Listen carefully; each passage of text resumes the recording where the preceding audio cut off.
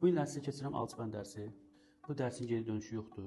Nə öyrəndiniz, öyrəndiniz. Öyrənmədiniz, şimdi adına təzədən başlayacağız. Alçıpanın 4 variantı var. Bu 4 variant müəyyən təyinatlar üzrə təyin olunub. Boz alçıpan var, sadə alçıpandır, düzdürmü? Yaşıl alçıpandır, nəmə davamlı, çəhrayı alçıpandır, o da davamlı, mavi alçıpandır, universal. Alçıpan tavana bağlanır konstruksiya ilə. Nə konstruksiya ilə? Alüminium konstruksiya ilə. 30 notsadır. Düzdür? Sonra bu gedir C profili. Belə C profili deyirlər buna. Yaxşı mı?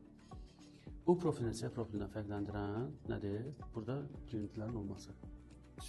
Bu askı çubuğa gedir. Görsün qulaqları. Tavanı aşağı sallamaq üçündür. Bu əqrəb tavanı bu qədər C-dən aşağı sala bilir. Bu məsafədə. Bax, belə qaçsamsa. Bu oldu. Düzdür?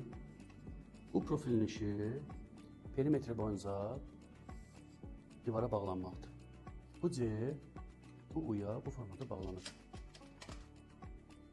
Bu C, bu U'ya divarın bu tayında da, o tayında da bu formada keçir. Və orta qalan boşluq qarın verməsin deyə tavandan əqrəblə yenirik onu. Dəstəkləyirik. Əqrəbin üzərindəki deşiklərin sayının çoxluğunun səbəbi istənilən urlində tavanı vurmaq üçündür.